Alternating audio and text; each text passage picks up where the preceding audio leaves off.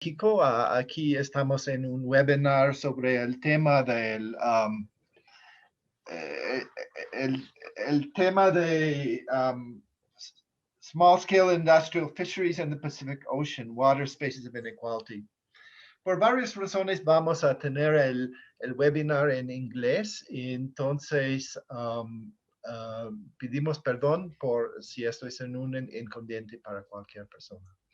And so let's get started on our webinar on the topic of small-scale and industrial fisheries in the Pacific Ocean, water spaces of inequality. This panel was really the brainchild of Wendy Medina, who is a graduate of our master's program at Center for Asian African Studies, but she's now a doctoral student at University of York. And we began talking about events that might combine some of the scholars she's in contact with Canada, with scholars in other parts of the world, including Mexico. And so in general, we're interested in questions of resource extraction in relation to ecology and political economy, both at the world level as well as at more local level. And we came on the topic, which is related to some of the scholars we were interested in, on fisheries.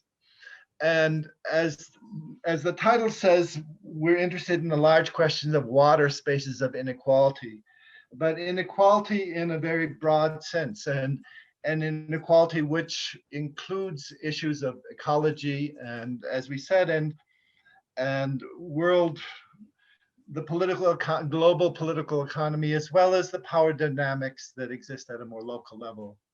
We gave each of our panelists a list of questions. I'm not going to read all the questions, but the questions have to do with things like ecology, labor relations, border crossing, ethnicity in relation to the state. And so, so each panelist will talk for 15 minutes. And what I'd like to do is that the question and answer will be in chat. And what I'd like to, after each person finishes, we'll open it up for 1 or 2 questions only in chat, with the idea there can be a little bit of feedback. And then at the end, after all the panels have presented, we'll open it up to more general discussion. So, okay, I'd like to we'll start with Fiona McCormack, who's going to be talking about Maori fisheries and labor dynamics in New Zealand's ITQ system. Fiona McCormack is an economic and environmental anthropologist whose research focuses on the generation of inequalities in marine spaces as well as resistance to this. She's conducted long-term ethnographic fieldwork on Maori fisheries and ecologies in the context of indigenous treaty claims and settlements, as well as comparative research on Hawaiian, Icelandic, and Irish fisheries. Her book, Private Oceans, Enclosures, and Marketization of the Seas, is a critical analysis of the socio-economic and socio-ecological impact of individual transferable quota systems. So Fiona, we'll start with you then. Thank you very much, and thank you very much for inviting me to participate in this panel. So I'll just try and share my screen. Can you see that? No? Can you see my screen? Yeah, we can see it. Yeah. You can see it. Okay. Looks good. Okay, right. So in September 2020, a headline in a local New Zealand newspaper, which is called the Nelson Mail, home to 2 of the largest fish processing companies in New Zealand, read, "Border exemption leaves fishing industry hugely relieved." And beneath the headline was a picture of a fishing vessel with the caption, "Professor Alexandrov," which is a Ukrainian trawler chartered by Sealord, a New Zealand company, will be able to head back out to sea due to welcome immigration exemptions. This boat, Professor Alexandrov, is a factory ship on which fish are processed, packed and frozen, almost exclusively for export. The article goes on to report that 570 international deep sea fishing crew were to be granted border entry exemptions. New Zealand borders at the moment are only open to citizens, permanent residents, as well as a slippery category of essential workers. And a 2-week period in managed isolation is mandatory. These exemptions, which had been negotiated since April last year, followed reports of fishing companies expecting large financial losses as the deep-water fishing industry, stymied by border closures, had begun to tie up vessels. Independent Fisheries, one of New Zealand's largest deep-sea fishing companies, for instance, had tied up 3 New Zealand-flagged big autonomous trawler reefer vessels following the repatriation of the Ukrainian and Russian crew at the end of their visa periods. Similarly, Sea Lord vessels, Professor Alexandrov and Meridian, were left bereft following the departure of their Ukrainian and Russian crew. The fishing industry, worth about $2 billion a year, had argued that prohibiting re-entry to foreign crew would cost the national economy $725 million and impact New Zealand's fishing industry workers, that is about 425 land-based jobs. In mid-October 2020, the first tranche of the crew arrived, and after 11 and then more tested positive for COVID-19, the entire crew were put into quarantine in special facilities until all had returned 3 negative tests for COVID-19. In exchange for these border exemptions and expenses, the fishing industry committed to removing barriers to employing New Zealanders, including reviewing pay structures and business models, and investing significantly in training and education. So the global pandemic has highlighted a somewhat hidden, darker side of New Zealand's sustainable fishing industry, and it is one that stretches back a few decades. Sorry, I was meant to move on. So this is where they were quarantined. It also points to an inherent contradiction, that is, the rhetoric of New Zealandization, which is encouraged by national quota ownership in the 5th largest EEZ in the world, in an ITQ system oriented towards neoliberal globalization. The fishing industry argues, whether you're an inshore fishery operator, and this is in a quote, or a deep sea factory vessel operator, there's major shortfalls in trained, skilled and willing Kiwis that will go to sea. While the New Zealand Merchant Service Guild, which is the maritime union, points out that, quote, foreign workers tolerate tougher conditions for lesser pay. They earn very low wages compared to New Zealand conditions. They come from third world labour supply countries, and I'd be surprised if they met the New Zealand minimum wage. The practice of hiring foreign crew, meant to be a transitional measure while the local workforce was developed, is actually entrenched in New Zealand fisheries. This COVID border incident, like accusations of slave labour on board foreign charter vessels in New Zealand waters a decade earlier, raised public questions as to where were all the Maori fishers? What happened to the 1992 promise delivered in a fraught Indigenous settlement to get Maori into, quote, the business and activity of fishing? And the answer to this is actually tied up with the de facto privatisation of Commonwealth instigated in ITQ systems, as well as the fact that because of the extreme scarcity and market value, ITQs are an ideal agent of financialisation. So now I'm just going to take you through some of the reasons why there is hardly any Maori fishers fishing in the waters. So the 1990, can you all hear me all right? Hello? Yeah, we can. Yes. You can, okay. It's funny because I can't see nobody anymore and my screen's gone all strange, but okay, I'll keep going. The 1992 Treaty of Waitangi Fisheries Settlement occurred after strong Maori opposition to their initial exclusion from the distribution of ITQ property rights, which was a system that has been rolled out in New Zealand since 1986. And the settlement of Maori fisheries included $50 million in cash, 10% of existing fishing quota, as well as 20% of future quota species, and 50% ownership in the large fishing company Sea Lord.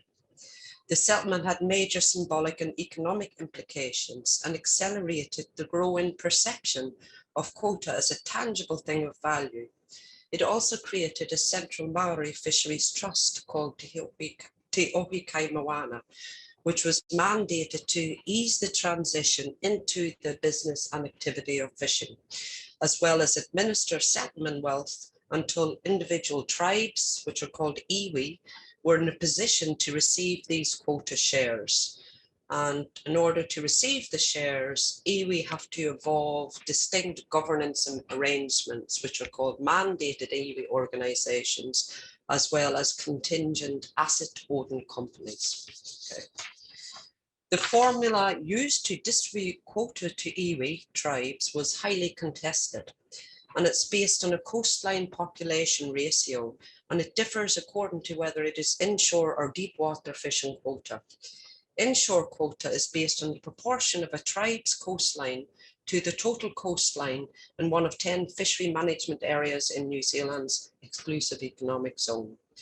Deep water quota is allocated using a 25% coastline and 75% population ratio, with the population component being calculated based on the proportion of the tribe's population to the overall Maori population. And as you can see, no consideration was given to the species with which iwi had historical relationships of stewardship, which is called kaitiakitanga in Maori, nor with those that they had traditionally fished. Yeah. Some 30 years post the settlement of fisheries, Maori now own approximately 30% of all national fishing quota by volume and value, and 3 of the 5 largest fishing companies in New Zealand. There are 3 distinct categories of Maori quota owners. The 3 large Maori fishing companies, which strive to consolidate quota, establish vertically integrated fishing companies, and compete for the ability to lease the annual catch entitlement of individual tribes. A few smaller companies, this is the second group, which have collectivized the annual catch entitlements of a number of iwi and seek to balance the tension between leasing and fishing quota rights.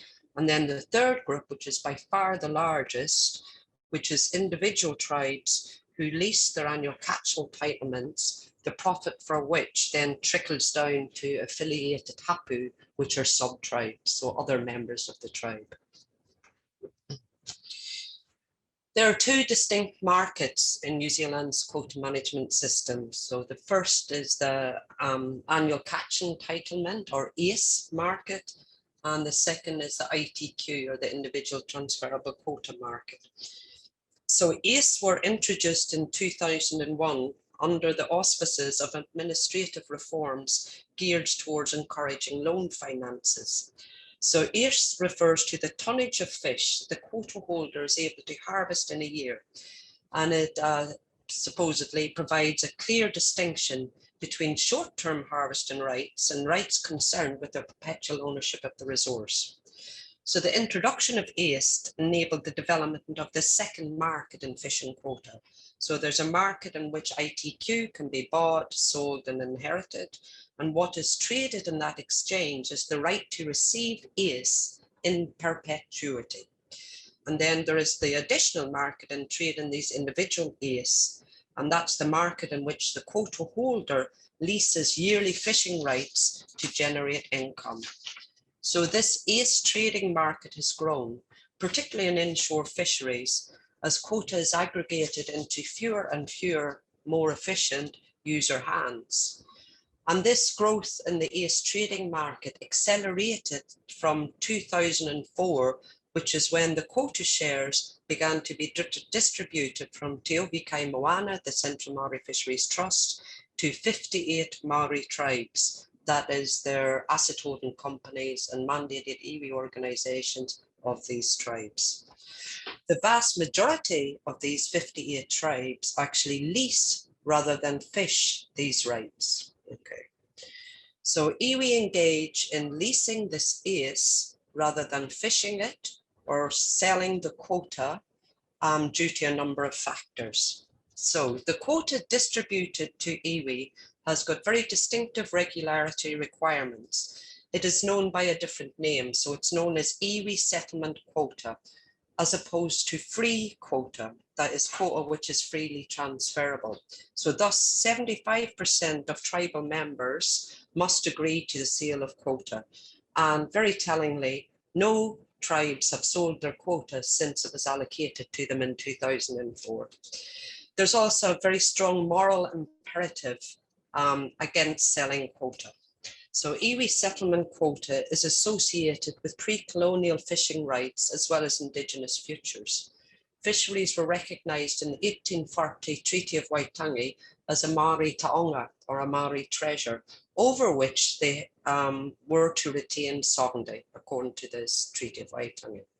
So Ewe settlement quota in this interpretation compensates for colonial transgressions and provides a direct lineage to ancestral fishing rights, and it's fiercely protected. Other factors why iwi lease their eas rather than fish it or sell their quota is that first, while for some iwi, quota is owned as a more diversified set of asset holdings, for many it is their only significant asset, thus reducing risks and reaping the highest profit from the least amount of capital input may appear to be the only rational economic choice. Second, many iwi do not have the technology, the capital, which is boats and equipment, or the knowledge to harvest, in particular, deep sea fish. Third, the tonnage of quota that was distributed to iwi for particular species is often too small to sustain a fishing venture. Hence, it is leased to companies which then aggregate this quota. Fourth, iwi-owned quota packages contain a disproportionate amount of high-volume species on the lower end of the commercially valuable spectrum, meaning that leasing incurs less costs than harvesting. Okay. So indeed, more money can be made in quota trading markets than catching fish in the sea. For example, SNA1 refers to snapper off the east coast of New Zealand Fishery Management Area 1. So you can see that up at the top of the map there. In the 2014 to 2015 fishing season, the average quota price per tonne for SNA1 was New Zealand $72,000. And that then is the asset value which can be used as collateral in banks.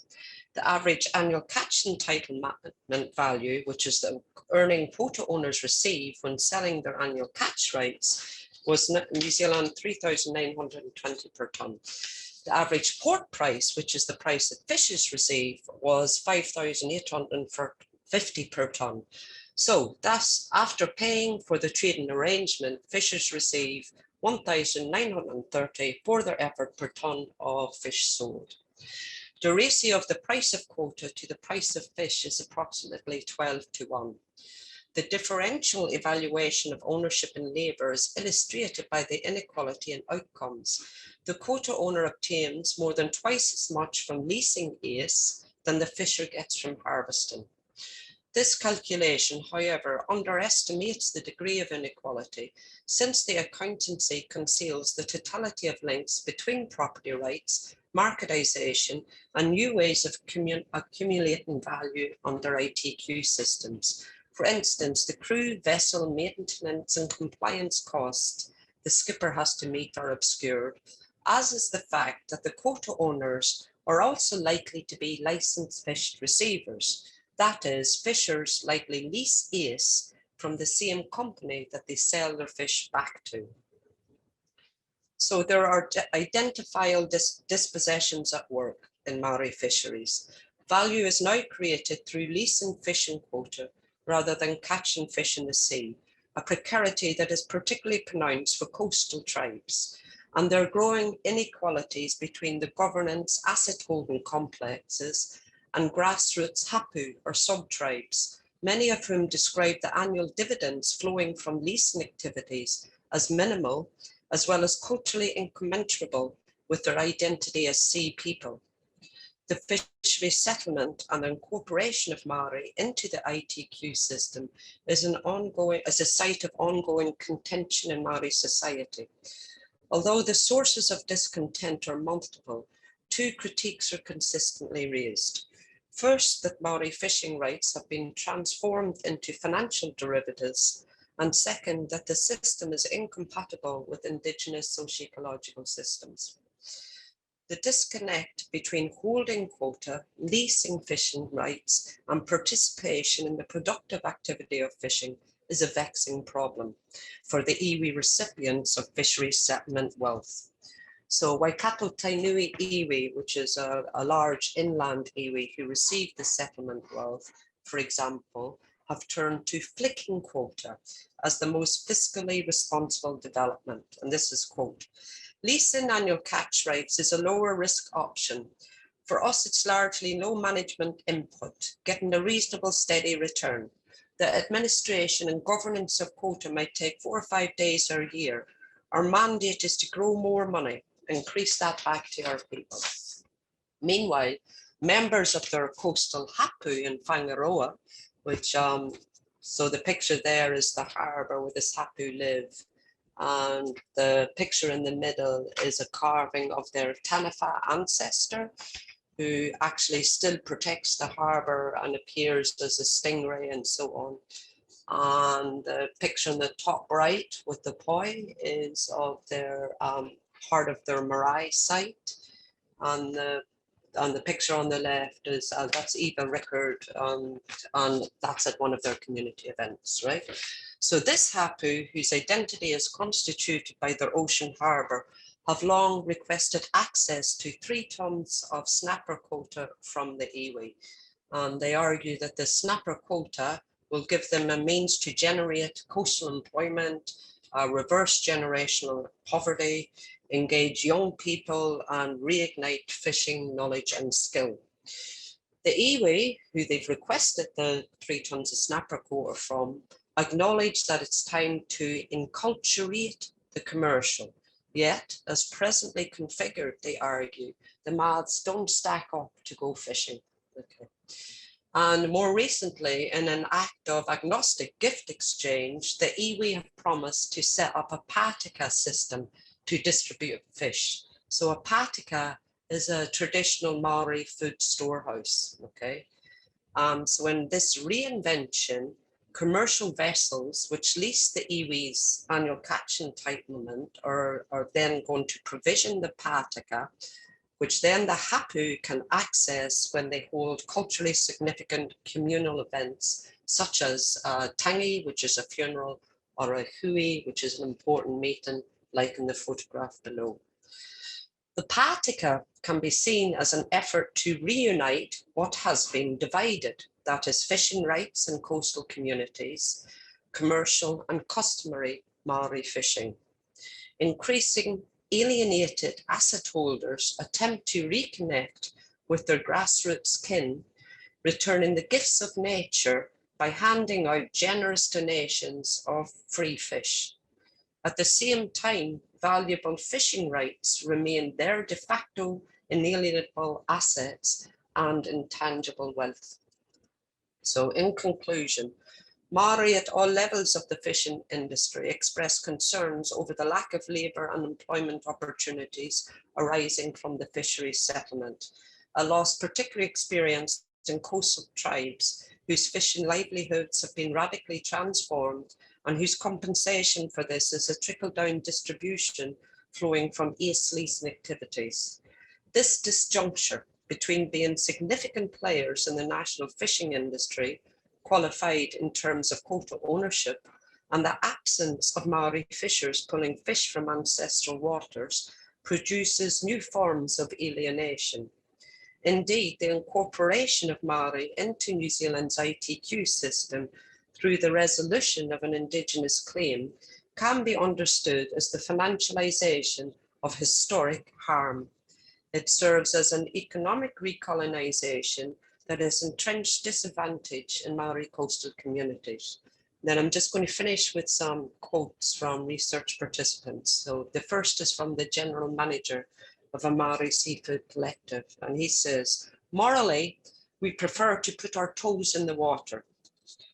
And then this is from a CEO of an iwi fisheries company.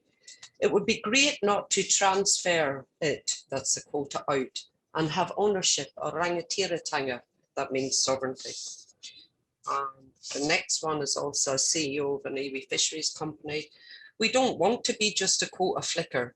We want a sustainable and profitable seafood business where we can employ our people. And then the last one, which is from a Maori fisherman, I'd like to see more opportunities for Maori fishers to stop just leasing quota. Thank you very much.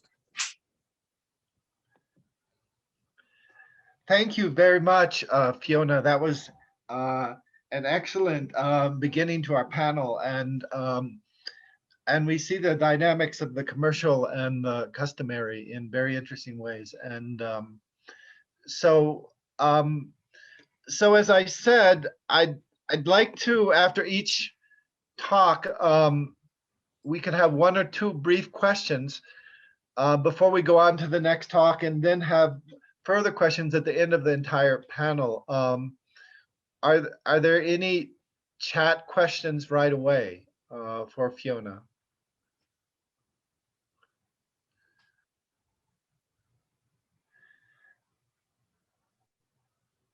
Okay, if not, we'll go on. But keep in mind that we'll have time for one or two brief questions. Here's a question. Are there still Maori doing traditional fishing, Fiona? So the section of the settlement, the Maori settlement that I didn't talk about was the customary fisheries, which they were developed from 1992 as part of the Fisheries settlement and implemented in 1998.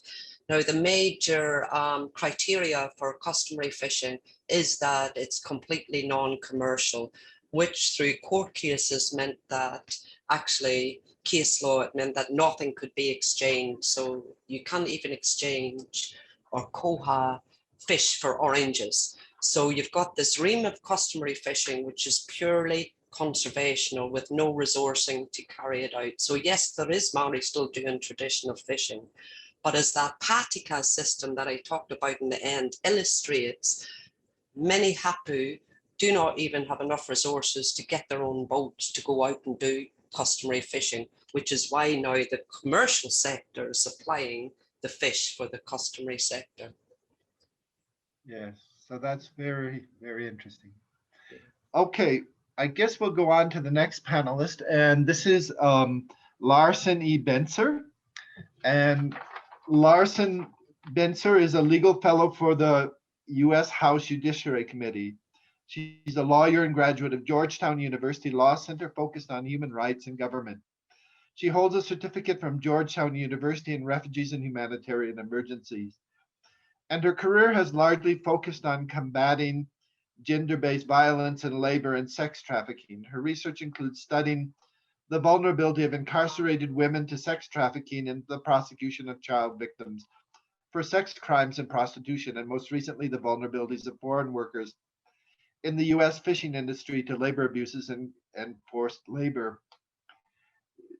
She's a former staff member of Congresswoman Carolyn Maloney and is currently serving as a legal fellow for the U.S. House Judiciary Committee. And the title of her talk is The Price of Paradise, Vulnerabilities to Forced Labor in the Hawaiian Longline Fishing Industry. Okay, Larson. Thank you so much for that introduction, and thank you, John and Wendy, for organizing the panel. It's great to be here and get to talk about all these really important issues. So I'm going to go ahead and share my PowerPoint here. If I can go in Zoom mode. All right, how's that? Can everyone see it? Great. All right, so again, my name is Larson Binzer. I'm a lawyer and currently, as John said, a fellow for the House Judiciary Committee on Capitol Hill. I have to give the short disclaimer that I am here independently and I'm not in any way representing the committee or the chairman. And I did all this research before I started this fellowship. But I graduated from Georgetown Law in Washington, D.C. last year. And while I was there, I got to be part of a student group that investigated a human rights issue. So we decided as a group to investigate the AP reports here on the screen from 2016 and 2017 that there were allegations of forced labor in the U.S. fishing industry, specifically in Hawaii. So this fishing industry is really pervasive throughout the country. It produces, just the Hawaiian industry alone produces 110 million pounds of fish per year. It's primarily tuna, but there are some other species as well. It's a $34 million a year industry. And there are 700 workers basically running this industry who are foreign workers, primarily from Indonesia, Vietnam, and the Philippines. So we went down as a legal team to take more of a legal approach and go on a fact-finding mission rather than the more news reporting of the AP reports, and provide that report to some government agencies, hoping to make sure that the labor rights of these men were secured as much as possible. So this is what I'm going to kind of quickly take you through today. This is what our research covered, starting with we'll start with recruitment, but before we go into that, I wanted to quickly touch on what forced labor is for anyone out there who's not a lawyer, who hasn't taken a class on forced labor. And if you take anything away, I won't go into the details of the legal definition, but it's basically anyone by force, fraud, or coercion, either getting someone to work for them or keeping someone in their employ who no longer wishes to work for them. So it's basically any abusive practices that's keeping someone in your employ for their labor or services. So these fishermen who are coming to the US first get recruited in their home countries by a recruitment agent or a manning agent. And this process is highly unregulated. There's no oversight over this. It's not particularly related to the US on this end. Typically, a fishing boat captain in the US will work with a recruitment agency overseas in one of these home countries to try to recruit workers to come work in the US. But other than that, there's very little oversight. Some of the recruitment agencies are fine, but some of them can be very exploitative. The agencies are not supposed to take fees from the workers themselves. They're only supposed to work with the people in the US who are asking for the labor to be found. But our research found that the recruitment agents were often charging these men astronomical fees in order to be recruited, or taking titles to their homes or titles to their motorcycles or cars in order to even consider them for employment. So that created a risk of there being debt bondage, where the men would feel that with this astronomical fee they were having to pay recruitment agents, they were never actually going to get out from under the thumb of the recruitment agent. They were going to spend all of their time working to make money just to pay back the agent and not actually getting to keep the money for themselves. And in some cases, we found this could even rise to the level of forced labor if one of these workers wanted to leave employment, wanted to leave the longline fishing industry, but felt so indebted to the recruitment agent because they owed them so much money that they felt they didn't have a meaningful opportunity to leave that employment. So that's the first hurdle that these men deal with when they're coming from one of these foreign countries to work in the fishing industry. But despite the hurdle, a lot of them do work with the recruitment agents and secure a contract to come to the US. And then they get here, but there's another hurdle that they have to cross. So when they arrive in the US, they don't have a work visa. They don't get a work visa. Typically, when someone comes to the US just for employment, they get what's called a non-immigrant work visa. And there's different types of this, and it doesn't necessarily mean that they're going to be citizens or even permanent residents, but a work visa gives someone the legal right to be in the country while they're working. So it gives them the ability to go about their business, their work, their personal lives without a fear of being deported. And typically, even fishermen who are coming from abroad get some kind of visa. But for the longline industry specifically, there was an exception to a law made a couple of decades ago where typically a boat has to have 75% of its staff or its fishermen be American citizens. But there was an exemption written in for longline fishing industries where there didn't have to be any quota met of American citizens. So that means that fishing boat captains are allowed to hire entirely foreign crews. But when they made that exception in the law, they didn't put in any provision for the workers to actually get some kind of visa, to have some legal status here. So that creates a host of vulnerabilities. So without this visa, the fishermen arrive, they end up sailing to the United States and docking in the Hawaiian port, but again, arriving without a visa. They don't have any kind of legal status or expectation of legal status when they get here. So without that visa, Customs and Border Protection, our agency that deals with who comes in and out of the country from an immigration standpoint, cannot legally allow them into the country. They can't legally allow them onto US soil. So as a result of that, the fishermen who come with what's called a crewman's landing permit, and basically that's just a piece of paper that the CBP officer would sign saying, yes, while you guys are docked here, you're allowed to come onto shore. You can be here. We won't deport you. Because they don't have a visa, those get systematically denied, and the men are stuck on the boats. They're confined to the piers entirely. They can't set foot on US soil, and they're kind of left to their captain's desires. They're just kind of stuck waiting there. But despite the fact that they can't come onto US soil and they can't be lawfully admitted, there's kind of a loophole that allows them to still get commercial fishing licenses in the United States to work on US boats. So even though they're not in the United States, they're allowed to work in US waters for US captains on US ships. So they get licensed and they start their work with these captains on these ships. They start the fishing. But the entire time that they're working in this industry for the US fish market, they're on a list for deportation, because when they didn't have a visa and they showed up at the docks, CBP put their name on a list that basically said at any point, we can just send you home. There wouldn't be a hearing. There wouldn't be any kind of formal process. These men could just be, shipped home at any time. So there's no guarantee of a continuation of their work. And this system creates a lot of confusion because these men aren't technically admitted to the United States, but they're working in US waters on US boats. No government agency is fully aware of who is supposed to be conducting oversight, whether it's oversight of labor rights or potential forced labor or even human trafficking or anything else. There's just, I've heard it called a mishmash of oversight, and no one's really sure what's going on. So that hinders effective oversight of any abuses that are going on and forces these men to remain on their boats for potentially years at a time with no agency that they can go to file complaints. And that system ends up leading to just an entire list of vulnerabilities for these men and an opportunity for people to take advantage of them. The first problem with this is that there's no grievance mechanism for them to go if they do have a problem with a captain or do have a problem with the contract that they have with a captain. The International Labor Organization, recommends that every employee have a grievance mechanism to file a complaint if there's a problem, and that mechanism be both accessible and predictable. So that means that the worker can easily get to that grievance mechanism and that they know what's going to happen. There's a clear process of what's going to happen if they file a complaint. But the longline fishing industry there for these foreign workers never really had a formal mechanism. They would kind of say, well, if you have a problem, talk to your captain or talk to a local church minister who comes to the docks. There was nothing really formal.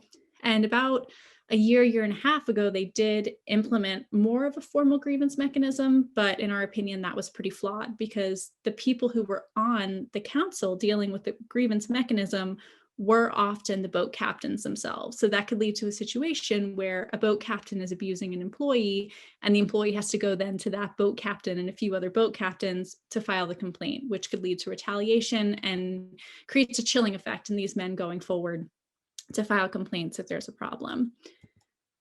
So when these men get onto their boats, this is a picture that we took, a couple of pictures we took showing the gates that surround the piers. And this is pretty much all the room that these men have to come onto shore. And even that, they're not technically even supposed to set foot onto this grassy area or this concrete area.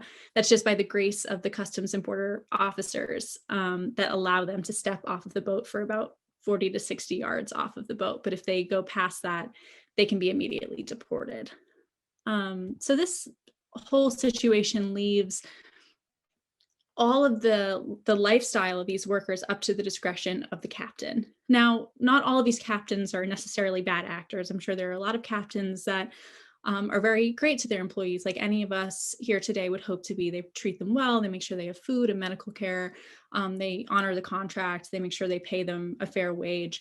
But the fact is there's no oversight to make sure that these things happen. So if there is a bad actor, there's nothing that's going to stop that bad actor from exploiting every crew member that he has a contract with. So we found in our research that captains control just about every aspect of these workers' lives. First, they control work hours. We had reports of there being 23-hour workdays. Captains control the scope of the work, even though the men are only supposed to actually be fishing. They'd often have them repairing the boat and doing other manual labor, and the men were too afraid of being deported to report it. They control their accommodations, where they shower, where they sleep, how much food they get. We had reports that captains were rationing their food and complaining that the men were eating too much despite their very physically demanding jobs.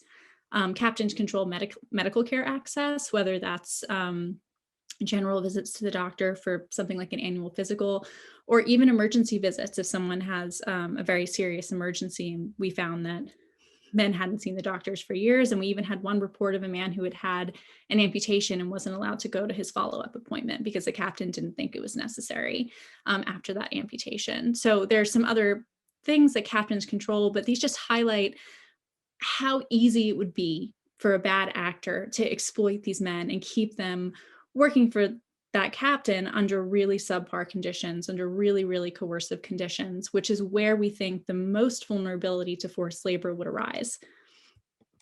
There is a group called the Seafarers Ministry that tries to keep the workers' lives as good as possible. They will bring them food and toiletries, and they'll run errands for them. They'll send money home to their families. For any workers who are Christian, they provide weekly Protestant services for them to attend. But the Seafarers Ministry is not employed by any of the captains or by the Hawaii Longline Association, a group of people who kind of oversee the policies of these different boat captains. This is all volunteer. So this is out of the goodness of these volunteers' hearts that they do this, but it's not necessarily a consistent or reliable mechanism for these men to gain access to their everyday needs like toiletry, clothes, food, etc. The Seafarers Ministry also brings a doctor to the docks once a week to check out these men and give them some kind of medical care access. But this is pretty much basic first aid. We got to go and observe this medical care access, and it was basically a doctor and some medical students with some fold-out tables and first aid kits and a notepad trying to figure out how to best serve these men under those conditions without actually being in their office or in a hospital. So definitely not a good replacement for consistent and reliable medical care, especially for such a demanding job. So that was basically a very, very brief overview of the research that we did and the findings that we found.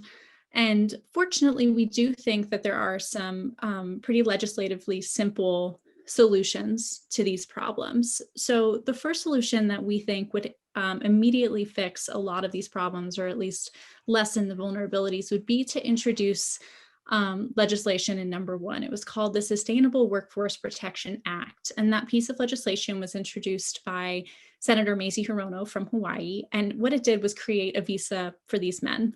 So when these men had a visa, that would allow them to come onto shore. It would allow them to get in a more concretely legal way that commercial fishing license, and it would allow them the ability to file grievances or file complaints without fear of retaliation, because they would fall under US labor protections more easily. Because right now, because of the current situation, these men, if they have a problem, can't access a lawyer, can't access a doctor, can't even go to the grocery store. So having a visa would allow them that access and that freedom without fear of deportation at any moment. Second, our recommendation was to clarify the government agencies responsible for overseeing this group of people. We talked before about how the agencies were all very confused and hands-off about who had jurisdiction over these men and these issues. So having a clarifying bill or piece of legislation would be really helpful. And there actually were some recommendations that came out of our Justice Department to Congress pretty recently, if anyone's interested in those. And then finally, we want them to revise and formalize the grievance process. They had a step in the right direction, absolutely, by having a grievance committee, but we want to make sure that that grievance committee is independent and the people on that committee don't necessarily control the fishermen's everyday lives, so that the fishermen don't have a fear of retaliation if they bring a grievance to that committee. So if anyone's interested in more detail on this, this is the report that we published in April 2019. It has more detail on everything I just talked about. So we'd love for you to go and take a look at it if you have the time. But thank you guys so much for listening and having me here today. And I'm so excited to hear the rest of the panelists. Thank you. Well, thank you, Larson. Another really fascinating presentation with very significant implications and really very different than those presented by Fiona. So let's see. I see there are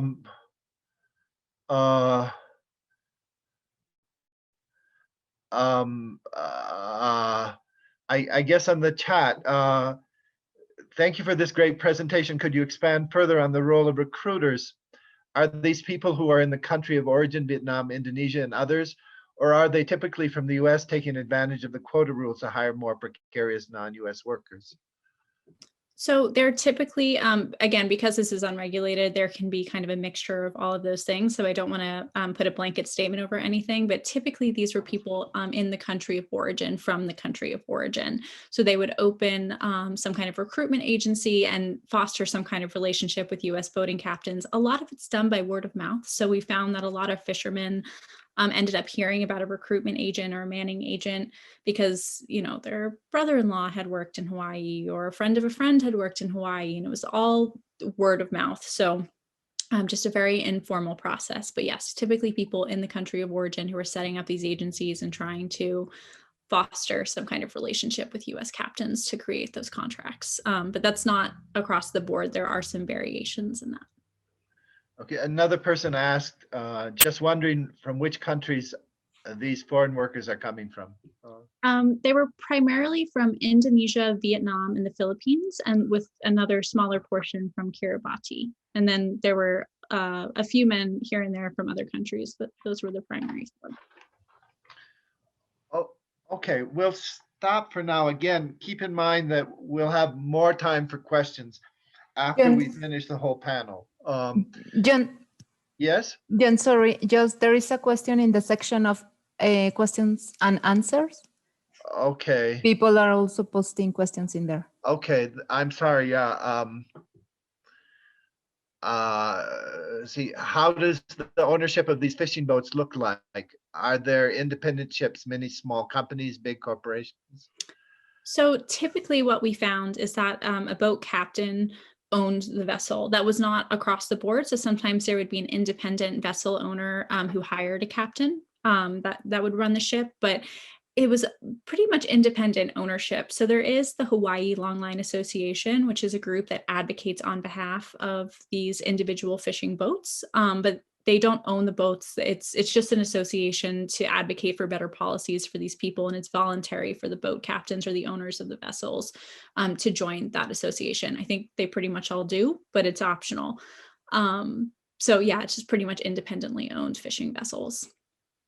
Oh, okay, thank you. I'll try to keep track of both the Q&A and the chat questions. So, well, next we'll have the presentation by Melissa Marschke, and the title of her talk is COVID-19 Instability and Migrant Fish Workers in Asia. Melissa Marschke is an associate professor at the School of International Development and Global Studies at the University of Ottawa.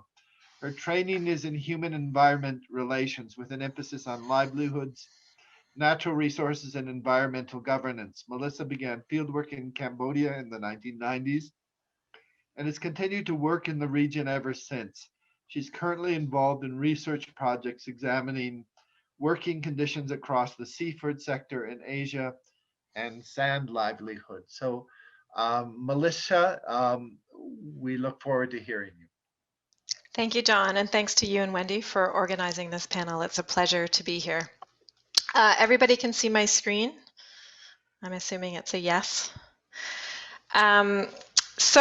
What I'd like to do today is talk about how COVID-19 has further disrupted migrant worker lives, migrant workers who work in fishing. And in a way, it's a nice complement to what Larson just talked about in terms of migrant workers working in Hawaii in this longliner industry. I'm also going to be talking about migrant workers from Indonesia, the Philippines, Vietnam, working in Taiwanese offshore fishing. This work is part of a larger work at sea project. The PI is Peter Vandergeest, who will be speaking a couple of people over, but also the work of our larger team. And we spent the summer really thinking about how COVID-19 was disrupting fish workers' lives, and we've produced a few papers around that. But we've also done significant research in Taiwan, but also the broader Southeast Asia region. In fact, to take a step back and say, well, why look at fish work? I became interested in 2014 when the headlines exploded in Thailand, looking at slave labor in Thailand's fishery. And the worst news stories were reported by the media, as they needed to be. And what we really wanted to do is start to unpack what fish work looked like, and not only understand the horrific conditions, but also some of the better conditions in fish work, and understand that range. We're also very much interested in the kind of worker agency that workers take themselves to kind of fight for better working conditions in what is a fairly challenging line of work. In Thailand, you have migrant workers coming in from Cambodia, and it's Cambodia and Myanmar mostly. And so we spent a lot of time in the ports talking with Cambodian and Burmese workers, but also spending time in Cambodia and in Myanmar as well. And we found a range of reasons why people enter fish work, the kind of experiences they have, but also we were able to see with time, because we started doing this research in 2014-15, that by 2016-17, some of the policy forms that Thailand had initiated were actually making a difference. Workers weren't talking about being as fearful in the fishery. Violence had decreased. Of course, there were still problems with working time or proper contracts. It wasn't to say the issues had totally diminished, but definitely things were improving with some of Thailand's fisheries reform, which in part is why we've started doing more work in Taiwan and globally. So a few details in terms of fish work in Taiwan. For me, it was fascinating to spend time in Taiwan, because much of the work that I've done has been focused on EEZ fisheries, and to move from EEZ, or fisheries that take place for a week or two on a boat, but still within a country's territorial waters, is a lot different than industrial fish work, which is on these big kind of cargo industrial boats for fishing, where workers are out at sea for months, or with transshipment, sometimes years at a time. So working on these vessels in the high seas. These are headlines from 2020-21. So they're this year. They're not even all COVID related. In fact, I'll show you COVID related headlines in a bit. It just shows that Taiwan's fisheries have problematic practices around labor. And again, Greenpeace, Environmental Justice Foundation, and the media has done a good job in exposing this. It's a little bit surprising that these problems persist, although when you take a bigger step back in understanding the history of work in fishing and the conditions that emerge, maybe it's not so surprising. The European Union issued Taiwan, similar to Thailand issued Taiwan though, a yellow card in 2015, and the yellow card was issued for two reasons. One was mismanagement of the Taiwanese fishery and the distant water fishery, so these vessels that were far out in the high seas, accusations of mismanagement, but also shark finning. And the other was for labor abuse. And so Taiwan did tackle a fisheries reform, not nearly as extensive as in the case of Thailand, however. And so there's still not a huge amount of oversight, and there's a long way to go still. In particular, Taiwan hasn't done a good job of actually looking at labor in Taiwan's offshore fishery or distant water fishery. And this is because the recruitment takes place in the sending countries. And so that's all left to the sending countries, which I'll get to in a second. The US State Department added Taiwanese seafood on the 2020 list of forced labor. So clearly the labor conditions continue to persist. I think you can see this. This is to give you a sense, if you haven't paid attention to high seas fishing, all these dots show where Taiwanese vessels are fishing in the course of a year. And so it really gives you a sense of just how global in nature these boats are. The distant water fishery, which is these larger boats that are at seas for months or sometimes years at a time, they have something like 30,000 migrant workers working on the boats. There's also a flags of convenient fishery with industrial fisheries, but we don't know how many boats there might be, perhaps 200. And there is a smaller kind of easy fishery within national waters that tends to be better regulated and less problematic, but also with migrant fish workers, mainly from Indonesia and the Philippines, a few from Vietnam as well. So as we've moved forward in this work and kind of looked in Taiwan, but also compare that to what we've seen in another global fish hub of Thailand or in Vietnam or Myanmar, we start to get a sense that there's key themes that are really worth unpacking if one is to understand fish work writ large. Part of it's the recruitment, the wages, the mobility. So where are people coming from, and are they going through recruitment agencies, or can they come through word of mouth over land? What are the wages? So who's being driven into particular fisheries depending on what's being paid, and how mobile are fish workers? Of course, the everyday fish working conditions, which even in the best case scenario are tough. Work at sea is tough. There's storms, there's heavy equipment, there's sharp equipment to be used when you're actually hauling in fish. Working conditions are cramped. It's hard to get rest when one is out at sea. And so how is all that regulated, and the difference, how is all that regulated when there's very few boats that are actually regulating this? Perhaps technology can help with this. There's ways to work towards improving conditions. People certainly have ideas, but in general, it's a tough line of work. And then the other thing that's quite intriguing is why people go into fish work. What's the appeal, and what's the alternative at home? And how do people end up in particular fisheries? But then once they're there and find certain aspects of work challenging, how are they challenging captains? Is there a way to do collective bargaining, et cetera? So getting a sense of this as well.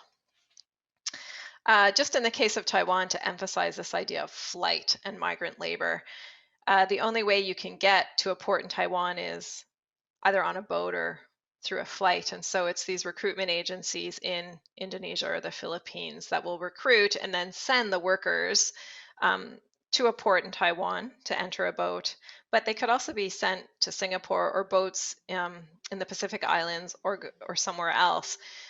We've heard of boats picking up crew in the Philippines, for example. So travel generally is by air, but it will be to wherever a port can land, and then you'll board the boat. And generally your contract will be for 2 or 3 years at a time. We've also heard, at least in the case of some workers, that they actually don't want to do fish work, they want to do cargo work, but they need to spend the time on the fishing vessel first as their entry point into cargo work. So what does this all mean for COVID? How has COVID intensified what's happening for migrant fish workers? The conditions were already there. They were already difficult. And like we've seen with migrant workers globally, it's just intensified. And migrant workers have often borne the brunt of poor pandemic policy. And that's no different in the case of fish workers. So again, some COVID specific examples of the challenges that migrant fish workers face. What we found in reading the news articles and doing a careful screening is that there were 3 main areas where workers were affected. Because the seafood system was destabilized, especially in the early days of the pandemic, there were cases where workers couldn't return home and so had to stay in country. So they continued to have their job on month-to-month visa extensions in the case of Taiwan, and couldn't return home even if they wanted to. This is in part because there were restrictions on travel and port port access as well. So you were either stuck in a country, or when COVID first hit, you would try to somehow find a way home. So whichever decision you made as a migrant worker, if you even had a choice, so to leave or to stay, you were then stuck with that. If you left, you couldn't easily get back to fish work, but if you stayed, your contracts continued to get extended. Or we heard of other cases where people lost work as boats were temporarily not going out to fish. And so it was this ricochet. And that's in part because, going back to the first point of the destabilized seafood system, at first canned tuna was flying off the shelves and there wasn't such a market for fresh seafood. But with canned tuna flying off the shelves, most of the canneries where that is being sent out of Taiwan, for example, was in the Pacific Islands, which all shut down. And so it just took a while before things started to even out. And that in part happened with Chinese markets opened up in the late spring of last year. So the other big challenge we found is this lack of access to healthcare or emergency financial support. We were looking specific to Taiwan and to Thailand, and these are countries that in general have done well in terms of pandemic policies and infection numbers. They've been relatively low, but it appears that access to healthcare has been particularly challenging. So in Taiwan, we heard examples of workers not being able to actually take time off work when they were in port to line up to get the PPE that they were required and needed to be on the boats, so masks, gloves, etc. Emergency financial support wasn't given out to migrant workers, and so if you lost work, there was no compensation, unlike Taiwanese nationals and their spouses. This is very similar in Thailand.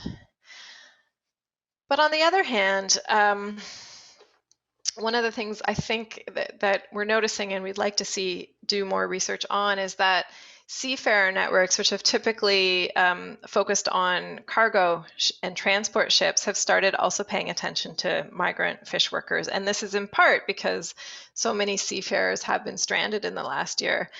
In the latest estimate I read by IOM was something like 400,000 workers at sea remain stranded, and just a portion of those would be fish workers.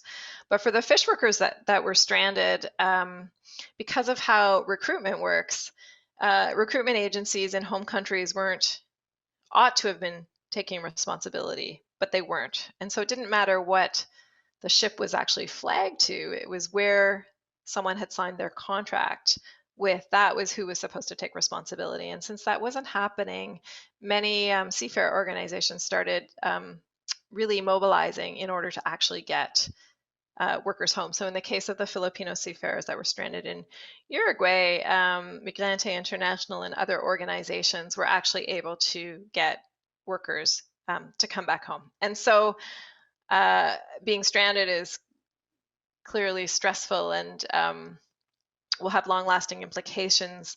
But the more hopeful piece of that is that, like other migrant worker groups, fish workers are coming on the agenda, not just of migrant worker groups, but also of seafarer networks as well.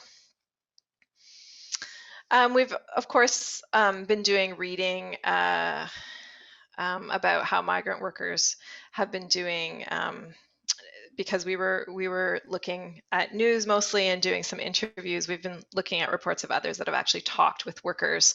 And so the ISER Institute just released a report looking at the main challenges that migrant workers in Thailand, which includes fish workers and seafood processors, how they've been doing.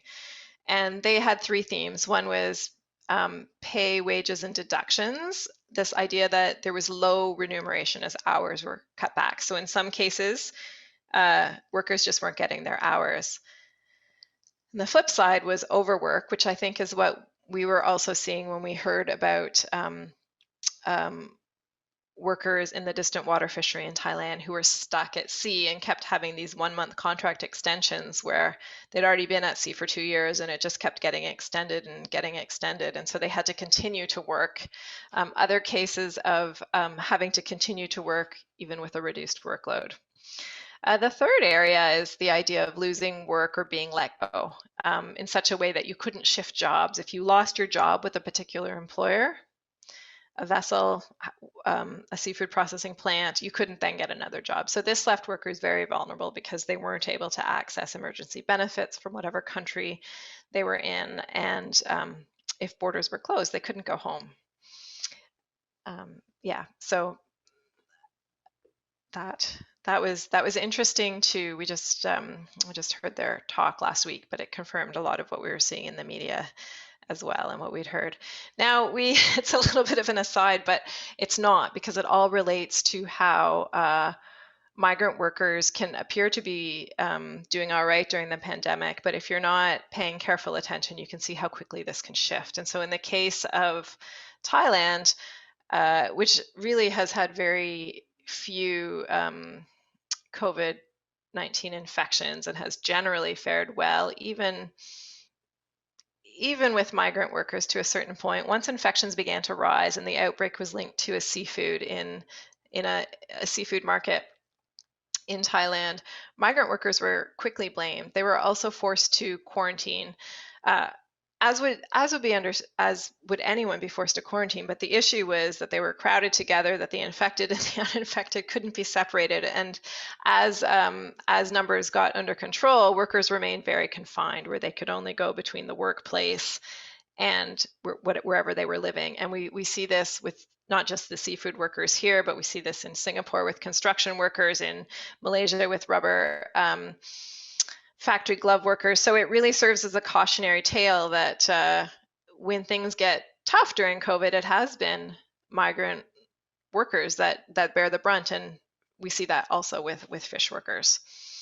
So I don't want to end on a completely pessimistic tone, because my point on COVID is that it's further exposed the vulnerabilities that fish workers were already facing. And part of why in the intro of the talk I was emphasizing some of those broader challenges is because they've existed for a long time, and it's just brought this all to the fore. But to end on a more positive note, the fact that migrant workers in general, migrant workers and low-paid workers are finally being recognized. This might be a moment for better advocacy, and seeing seafarer organizations take up fish workers and seeing migrant organizations take up fish workers gives me hope that hopefully there's an opportunity to continue the dialogue on better working conditions, but also access to public services. If people can't have access to emergency benefits or healthcare, that's highly, highly problematic and desperately needs to shift. So that is all. Thank you.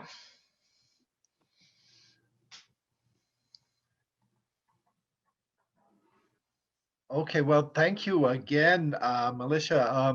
With each talk, we're getting a broader sense of the larger global picture, and it is a really fascinating talk. So, so let's see what questions I have in Q&A. I guess this is the question from before. So in chat, I don't see any new questions here. So anyway, we'll have time for more questions at the end, as I said. So let's go on to Carolina's presentation. Carolina is going to talk about an ethnographic and longitudinal approach to the industrial shrimp fishery in Sinaloa, Mexico. Carolina Peláez González is professor researcher at the Department of Social Relations at Universidad Autónoma Metropolitana, Campus Xochimilco in Mexico City. She studied gender studies and social sciences at El Colegio de Mexico. Her research has mainly focused on the social, cultural, technological, and economic conditions in fishing industrial communities from the perspective of actor network theory and a longitudinal approach. She is currently researching the role of gender relations in the constitution of maritime culture in Pacific Northwestern Mexico, with a particular emphasis on artifacts and the relation between body, emotion, and sense in the processes of knowledge acquisition in everyday work. Okay, Carolina. Yeah, thank you, John, for the introduction. I'm going to share my PowerPoint. Yeah, can you see it? Yes. Yeah, okay. Well, yeah, I want to thank John and Wendy for the invitation to this panel today. And it's my great pleasure to share my ethnographic research and learn about the other colleagues' research. So I would like to start with the structure of a presentation. And first, I'm going to give a general overview of the industrial shrimp fishery in the Mexican Pacific and my methodological approach. Secondly, I'm going to explain the fishermen's organization and labor conditions and the consequence of extending the closed seasons in the working conditions. Finally, I want to conclude with some theoretical and conceptual remarks. The industrial shrimp fishery in the Mexican Pacific Ocean is one of the most important fisheries for the country, having the greatest economic value. And we can see here on the map all the Mexican Pacific Ocean. And in the Northwest here, we can find the highest shrimp production, and are the states of Sonora and Sinaloa, who share the 19% of all the national fleet. Therefore, the fishery industry in this region is a fundamental source of employment. And in the last 10 years, I conduct ethnographic research in the industrial fishing park Alfredo Bonfil in Mazatlan. It is a port located in Sinaloa. And here we can find most of the tuna and shrimp vessels all over the country, and also all the productive process that involves this fishery. So this space could be conceived as a microcosm where we can understand the network that involved the shrimp fishery. Some of the results that I'm going to present today are part of my doctoral dissertation, and in 2017, I conduct every 8 interviews with industrial shrimp fishermen. From the sample was constructed from the elaboration of 3 qualitative intergenerational cohorts based on the 3 most important periods of change in the Fishermen World Organization. The simple internal variability was based on the different hierarchies occupied within the vessel, because it's not the same being a sailor as being a captain. So I want to explain the course because that allows us to understand their historical labor organization. So the first cohort entered to the occupation in the middle of the last century, when the government decreed that only the fishermen organized in cooperatives could fish the shrimp. So the fishermen had the right over the shrimp and the labor force, while the ship owners had the means of production. So this kind of social closure mechanism brought to the cooperatives some status and power in the labor relations. And the second core entered during the boom and decline, when the government transferred the vessels to the cooperatives through bank loans. But the early crisis caused the rise of the interest rate, and the vessels debt was impossible to pay for the cooperative. And the third generation entered in the activity after a privatization context, when the government decides to revoke the exclusivity of the shrimp fishing policy from the fishermen. So the fishermen became temporary employees without vessel, without shrimp, and without an organization. So focusing in the intergenerational cohort, my intention was to know how the fishermen have gone through and adapt to the fishery industry amid changing historical circumstance. Within the core, there has been some change and continuity. And one aspect that persists is the sex segregation that characterized the division of labor in this industry. Men do fishing and women process and packs the shrimp. And some aspect that has changed from the first course to the second course is that shrimp fishing was an opportunity for Mazatlan locals and migrants who came from the Mexican Pacific South Coast, like Oaxaca and Chiapas. And that has changed, and currently the workers came from other rural areas. This is the third generation in North Sinaloa, where the small fisheries and agriculture are the main economic activities. And I want to point this out because it shows us the broad line between the small and industrial fishing if we take into account the geographic aspects. Regularly, Regularly the fishermen have lower levels education, and this activity is a life strategy that allow us to withhold, at least temporarily, the intention to migrate to the United States for economic reasons. And that's why the family network function as recruitment chains from these family network function are recruitment chains for this occupation, and entry into the cooperative was easier if one had a family member in them.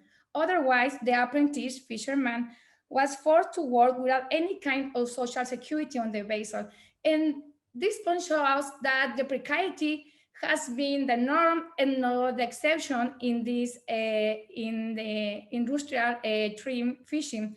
So currently, without a fisherman organization, the skipper incorporates his family members and traces them, generating a different type of social closure in the occupation. So the captain has more power in the hiring and recruitment process.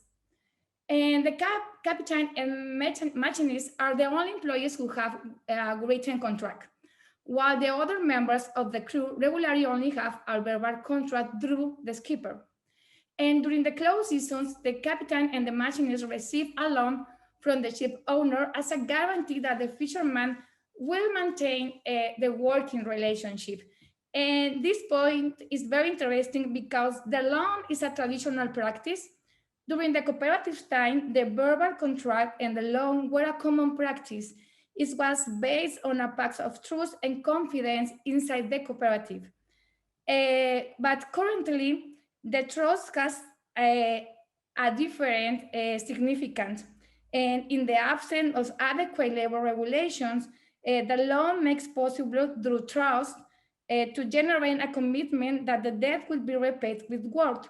It's a way to retain to the skipper, so the practice is the same, but its meaning is different and has different effects in the working condition. So it's a form to tie workers, to tie the captain and the machinist.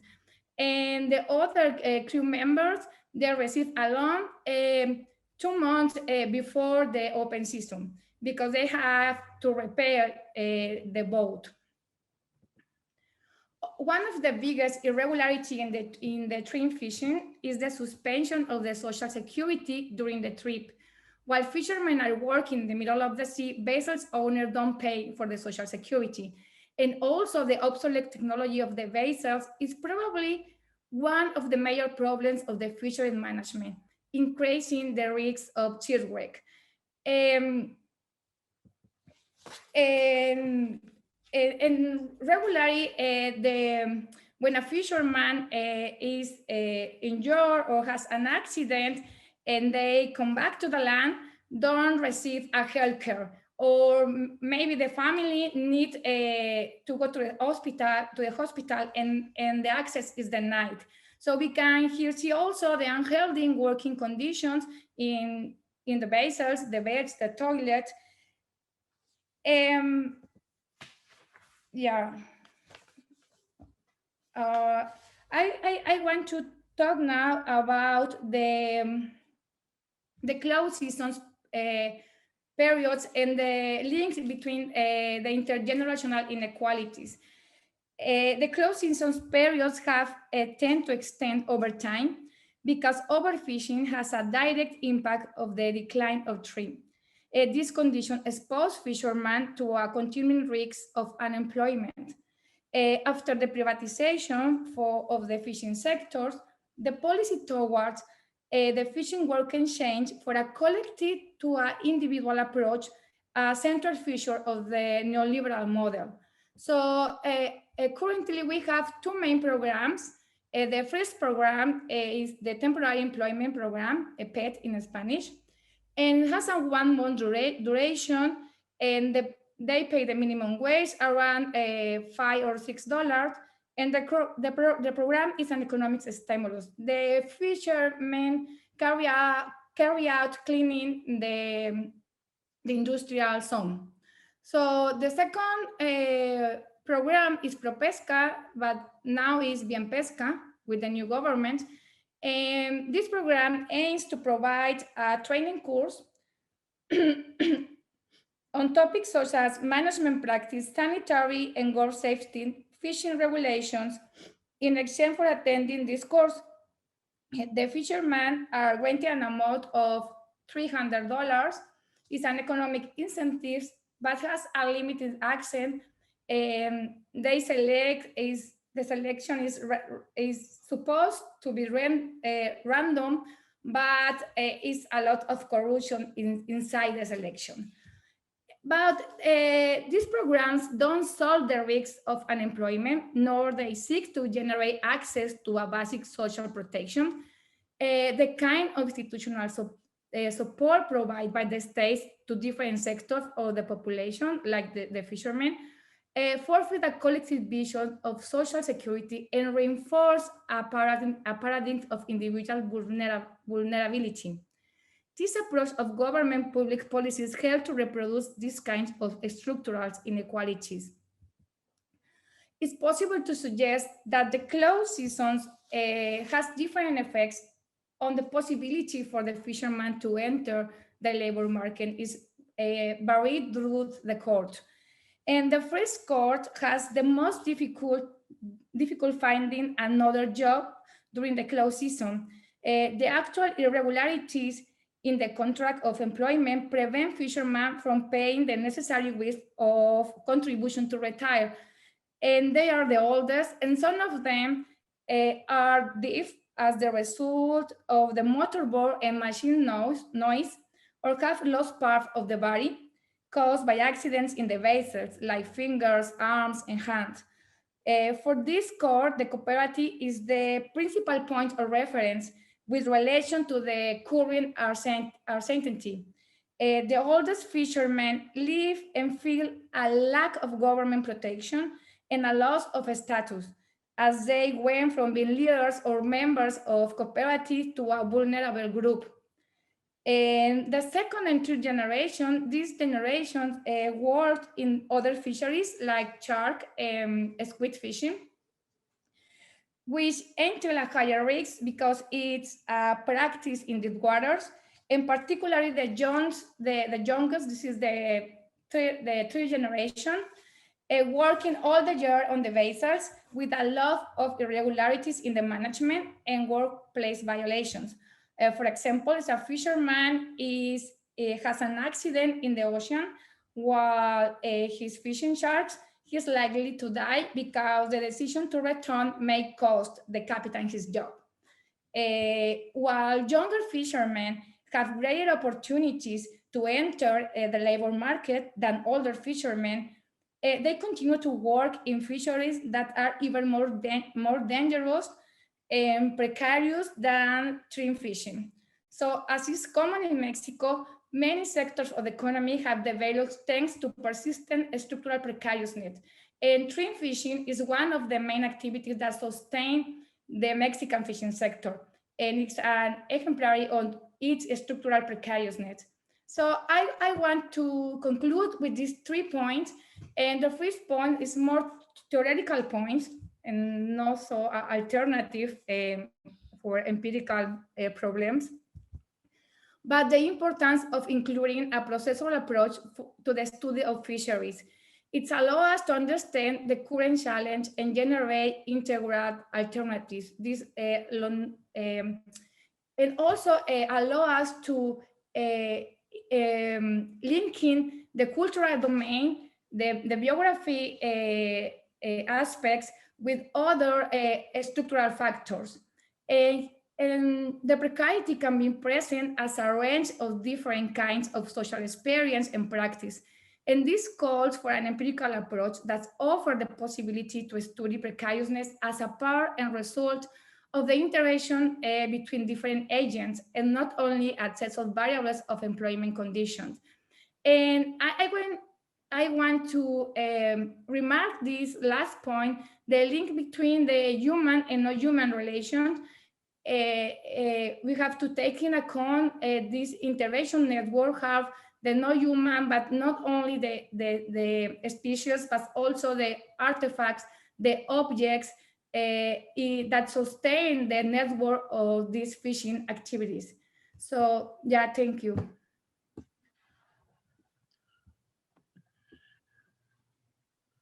Dear. Another excellent,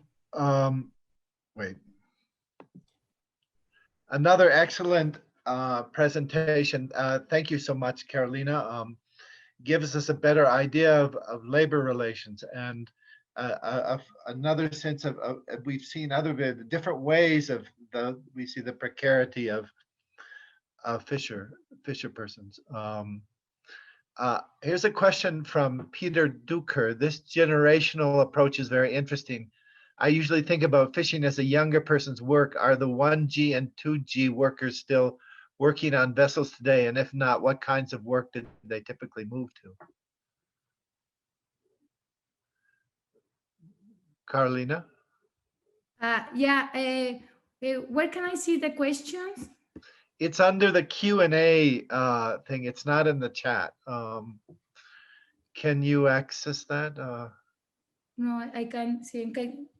Can you repeat the question, please? Yeah, this generational approach is very interesting. I usually think about fishing as a younger person's work. Are the first generation and second generation workers still working on vessels today? And if not, what kinds of work did they typically move on to?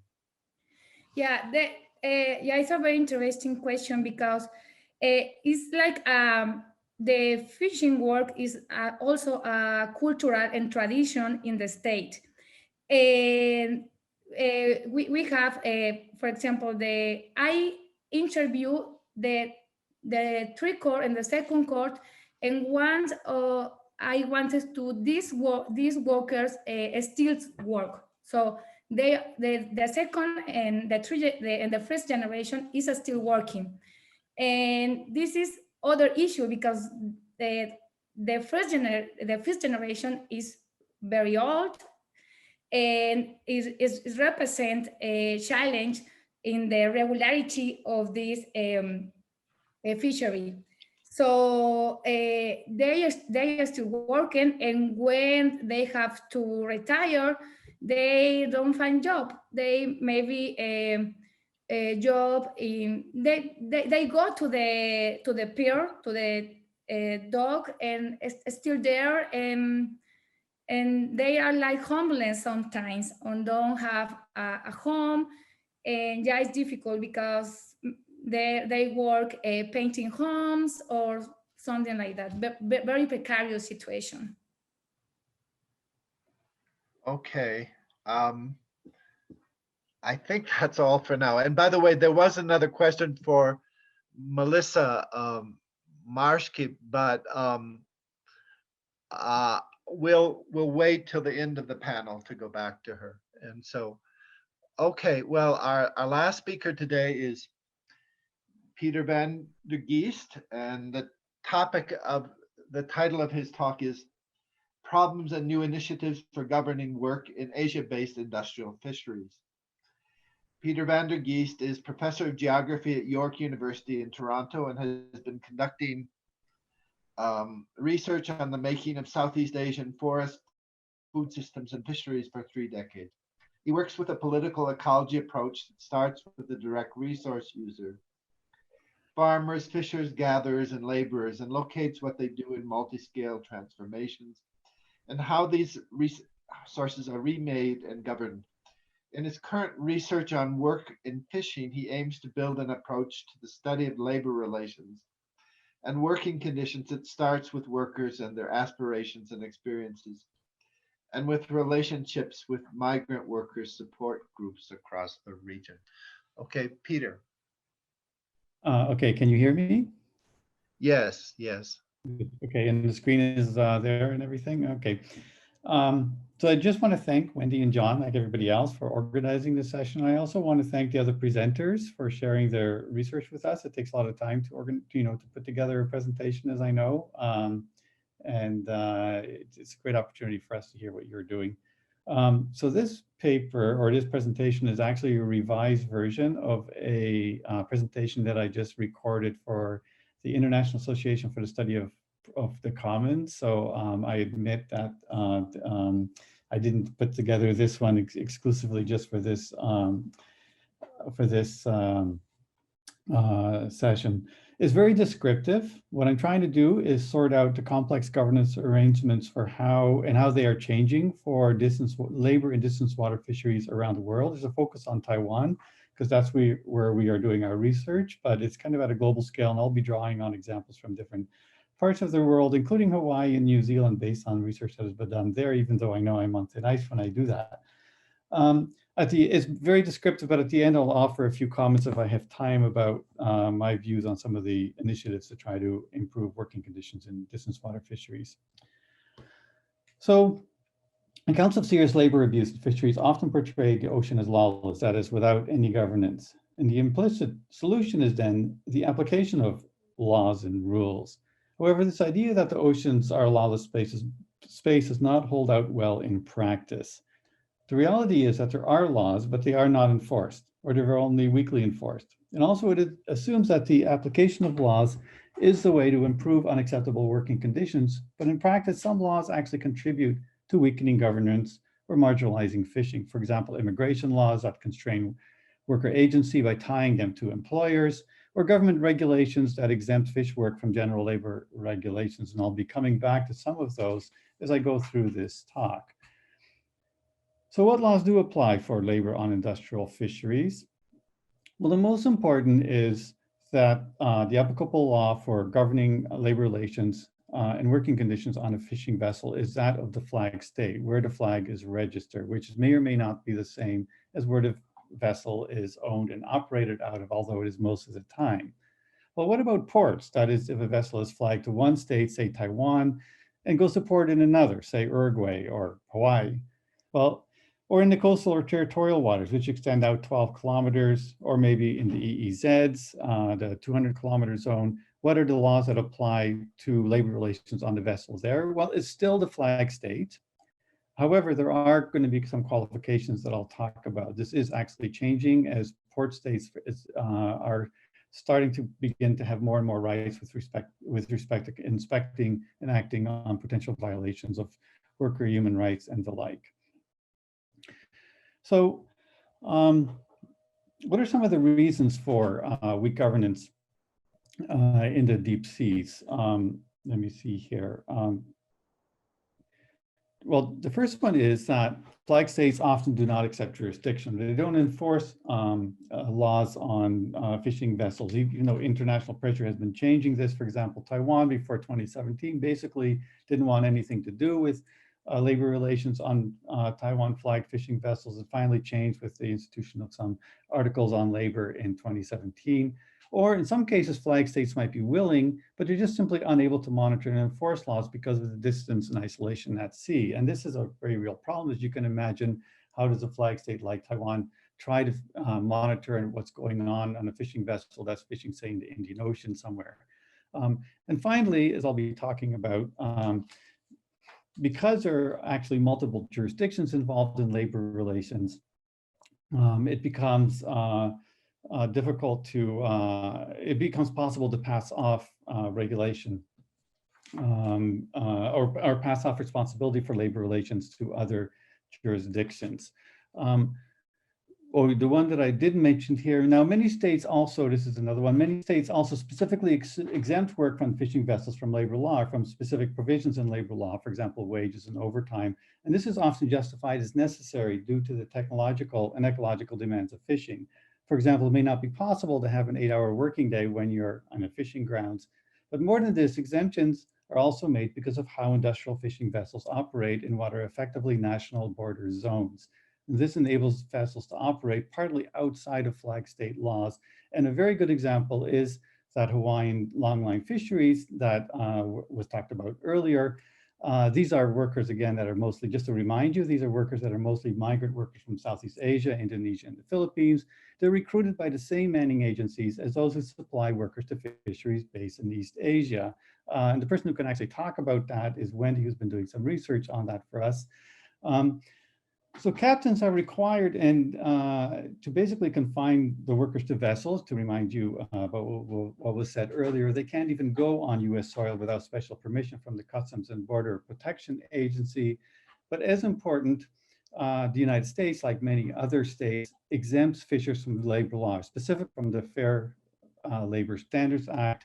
This allows them to have a base pay of about $500 a month, which is similar to what they'd be paid on an East Asian vessel, which they might be recruited to by the same manning agency, but is much lower than a US citizen would get working off of a US flagged boat. And you can, so this is on a US flagged boat, but they're making much less than the US minimum wage. And they're also exempted, for example, from overtime pay and that kind of thing as well. So on the multiple jurisdictions, just to come back to that, workers sign contracts with manning agencies in Indonesia and the Philippines, for example. They might work on a vessel owned in Taiwan or Hawaii or China or Korea. It might go to port in Uruguay or Trinidad or South Africa. And the vessel might even be flagged to yet another country. So what state actually has responsibility? So we have sat in a seafarer support organization in Taiwan and watched while fisher agency staff told workers from the Philippines who were being paid less than what the Taiwan regulations had specified by then, that they could not do anything about it because the contract was with a manning agency in the Philippines, right? So you see the kind of passing off of responsibility that happens. So when we step back and reflect then on the governance arrangements for labor in distance water fisheries, what we see that is, in theory, the governance is clear. The labor laws of the flag state should apply, with some provisions also for port inspections and the like. But in practice, labor regulations are poorly governed, and there's little regulation because the flag state does not or cannot regulate labor on these vessels, and because of all the multiple governing actors and ambiguity with respect to who should have responsibility and so on. So what are some actions? This is the second part of my talk. What are some actions that might improve labor relations and working conditions on fishing vessels? What we do is well, what I'm doing in the broader paper is trying to go through different sets of actors who can act on working conditions to potentially improve them or change them. There's states, there's the private sector, seafood corporations and vessel owners, and the workers. So what I'm going to do though is I'm going to focus more on the first one, state action. I'll talk a little bit about the third, workers. So state actions, this is a list of all the different states that can be involved in regulating or being involved in changing governance for labor relations on fishing vessels. Okay, coastal states, as you know, are those who control the fisheries, usually a 200 nautical mile zone from the coast. Outside of the EEZs on the high fisheries, some fisheries are managed by the so-called RFMOs. These are the regional fish management organizations, bodies formed by states whose vessels fish in that area. Okay, the rest should be clear. Thailand seafood exports, by the way, are largely not from Thailand-based fisheries that are contained in their EEZ, but they're imported from industrial fisheries operated out of other countries, with Taiwan being an important supplier, for example, of tuna, for canned tuna coming out of Taiwan. They're actually often fished by Taiwanese fisheries. So what I'm going to do is I'm not going to run through all these different actors and what they can and can't do. What I'm going to do instead is run through a few examples of changing governance arrangements for labor relations on fishing boats in order to kind of illustrate how some of these coastal states, states can act on these labor relations and on governance. So my first example is a story that starts in Cape Town, South Africa. South Africa was one of the first countries to ratify ILO 188, which is the Work and Fishing Convention. I'm going to be referring to that again. This convention provides detailed standards for working conditions on fishing vessels. Port states who have ratified the Work and Fishing Conventions can inspect vessels flagged to countries that have not ratified when these vessels enter their port. And they can even detain vessels when there are very serious violations in relation to worker health and safety. While the port state inspectors can discuss with captains what measures they should take with respect to health and safety in order to kind of release them and let them leave the port, they also need to involve the flag state, as the vessel is still ultimately under the jurisdiction of the flag state. So this can make it difficult to actually enforce the standards for work and fishing conventions, the standards for the ILO 188 on these vessels. So I don't know very many such port state inspections that have resulted in detained vessels as of yet, but there is one very well-known case. So in 2018, port authorities in Cape Town, South Africa, inspected and detained the Taiwanese-owned and flagged vessels for human rights violations. The workers were Indonesian, and the Indonesian consulate had requested the inspection. So the South African inspection found all sorts of serious problems, both with labor conditions and vessel safety. So as they were supposed to, they alerted the Taiwan government as the flag state, the Taiwan Fishing Agency staff officials who were in South Africa duly visited the ship, but somehow they found no violations and the vessel was allowed to leave ports. So there was an outcry among NGOs and others, and the workers later left the vessel in another port. The Environmental Justice Foundation interviewed these workers in Indonesia later on and documented all sorts of severe labor abuses reported by the workers there. Taiwan officials were apparently involved, and Taiwan finally detained the vessel and fined a captain and vessel owner when it entered its home port in Taiwan. So you can see how this case involves three states: the port state, the source state for workers, and the flag state, which also happened to be the state where the vessel was owned in this case. So while this story got a lot of attention as a possible watershed in labor governance and fisheries, at the moment it looks like a one-time only incident. South Africa has inspected some other foreign flag vessels and detected some labor abuse, but with little consequence for the owners and captains. This is indicative, though, of an interest in enhancing the role of port state inspections for fishing vessels for enforcing labor laws or labor regulations. Two other recent agreements might facilitate this. Again, most of these are not really coming into force yet, so it's more for the future. One is the Port State Measures Act, which is under the FAO, which is about the right to inspect vessels for possible illegal fishing, IUU fishing. It doesn't strictly concern the workers, but it does put inspectors on a vessel. And the Cape Town Agreement is under the International Maritime Organization. That's another UN organization concerned with the marine spaces. And it's about vessel safety for fishing vessels. It's not yet enforced, but over 40 countries say they are committed to ratifying.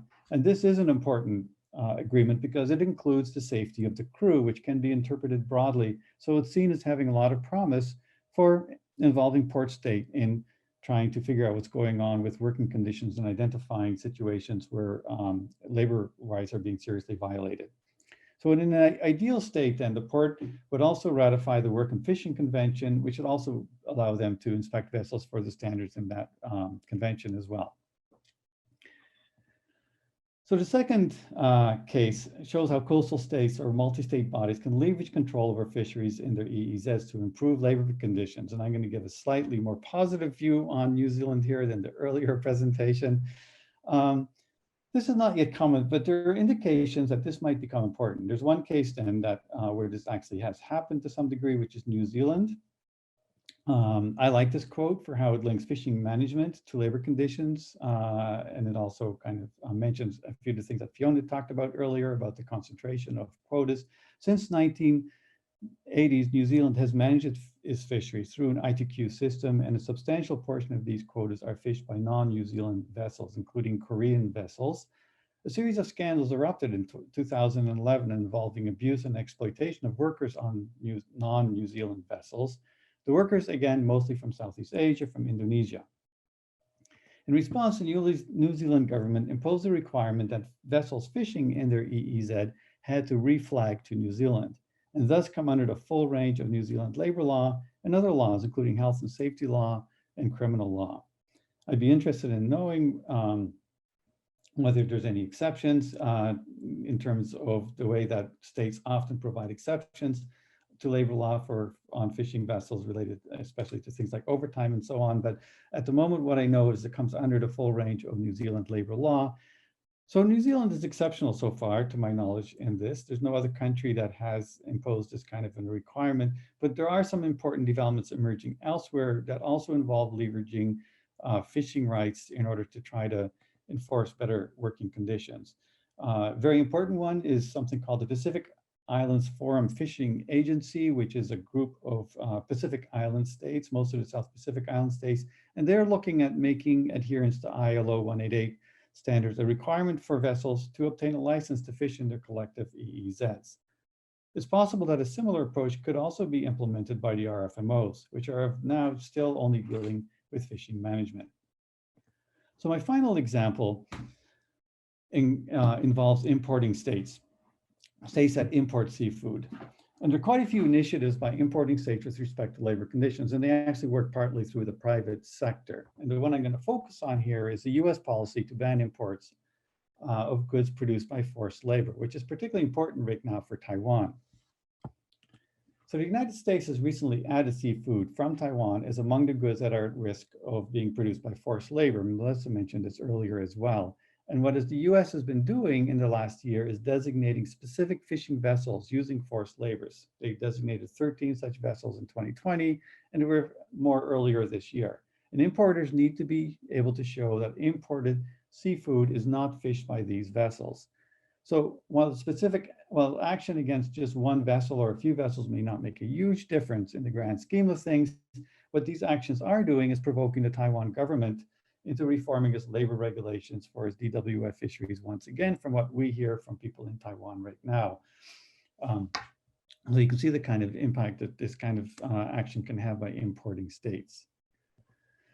So my second set of actors were the private sector, and I call it kind of corporate responsibilization. It's largely about acting through the supply chains to ensuring that there are no, that they're not at risk of having slavery or forced labor in their supply chains. And part of what you're seeing with the US is them also trying to push this kind of private sector responsibilization. It also involves having to create traceability in the seafood supply chains, which is really difficult. Seafood is notoriously difficult to make traceable. Something like half the seafood sold in restaurants in Canada, the United States, is mislabeled. It's species or others than what you think you're eating, which just gives an indication of just how difficult this would be. But this is where things are trying to push. And by the way, we need to be clear here that the seafood corporations generally do not own the boats, so that the vessel owners typically tend to be smaller scale operators. I mean, for the distance water fisheries, they're a bit bigger. They live in ports. They've usually started off many years ago as were smaller operators, and they've grown into bigger operators, but they're still relatively, they're not like the lead firms, you might say, in the seafood supply chains. Those would be the seafood corporations, FCF Fisheries, and all the big brands like Bumblebee Foods and so on and so on. So moving on, I want to just, the above actions that I've been talking about so far generally do not involve workers in governing labor relations. So for example, ILO 188 has no provisions to that effect. It's the captains who are designated as responsible. And there's nothing about, for example, the right to collective bargaining in ILO 188. But there is a long history of worker struggle to participate in governing working conditions and labor relations. And historically, the main mechanisms for involving workers in labor governance is through unionization and collective agreements. In the case of fishing, though, unionization is difficult. There are many ways that workers can and are participating in governing labor relations, however, outside of unionization, which I'm outlining in this slide. And they range from individual actions like leaving poor employers, to port state associations who lobby and act for workers, to collective action on vessels, like refusing to work if their conditions do not improve. And we've heard lots of examples of that in our interviews. Migrant worker unions, often based in home countries like the Philippines and Indonesia, have also been quite active around regulating recruitment agencies and helping workers who escape abusive conditions. So this finishes my presentation. I hope it gives you an idea of the complexities of governance of labor conditions in industrial fishing vessels. The main point is that the ocean is not really lawless per se, but working conditions and labor relations are subject to only very weak governance. And I've outlined some of the ways in which governance is being strengthened. A couple of comments on the initiatives that I've been talking about here. So far, I've been pretty descriptive. First of all, we have to be aware that strengthened governance on its own does not necessarily improve working conditions. As the highly regulated but marginalized migrant workers in other occupations like agricultural work in Canada, for example, will tell you. So you need to not just assume that strengthening governance is somehow going to necessarily improve working conditions. Also, most of these initiatives that I've talked about do not allow for worker participation in governance. So ILO was an example that I mentioned. Finally, many activists and NGOs orient their criticisms to the idea of forced labor, which has its uses. It's got a legal definition, has a series of indicators that what's happening on boats can be measured against, but it also has its limits because it doesn't really address many of the key issues that are of concern to workers. For example, it doesn't involve overtime, wage rates, and so on and so on. My take on this is that one eventually needs to go beyond the idea of forced labor and subject work and fisheries to basic labor law. And that labor law needs to be extended to work on fishing boats, not be exempted from it as many or most states do right now. That would be my preferred approach, going beyond the kind of a forced labor approach. So that I'm going to end right now, and happy to take your questions if there's still time. Okay, thank you, Peter. Another very interesting talk, which gives another dimension to this issue about governments by state and private sector. So we're running out of time, but could we have a couple of questions specifically for Peter before we open up to the panel as a whole?